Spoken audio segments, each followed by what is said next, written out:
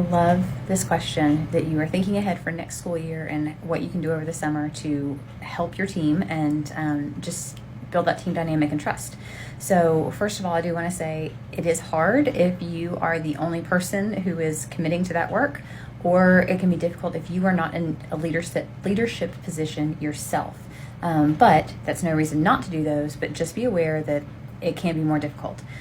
So here's my suggestion, and there are lots of other things that you could do, but I have referenced this book, The Five Dysfunctions of a Team, and I would start by reading this book.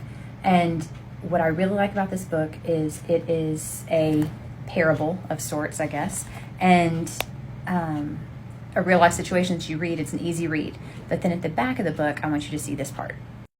So at the end, it gives you an overview of the model and just a little recap of what you've read.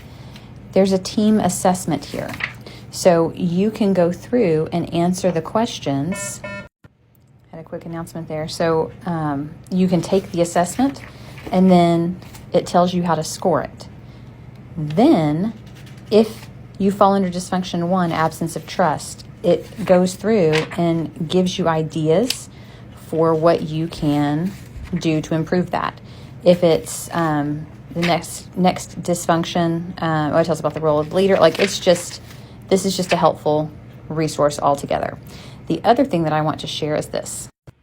This is something that I've used with teams before, and I've actually made videos and shared about, is in working with some teams, sometimes teams can be very uncomfortable talking about team dynamics and things. So I like to start meetings like this where I have the names hidden across the top and along the sides, but every person, I have a list of positive characteristics about people, and so everybody goes through and they pick one characteristic for each person. So the person then can look down the column and see what positive things they bring to the group.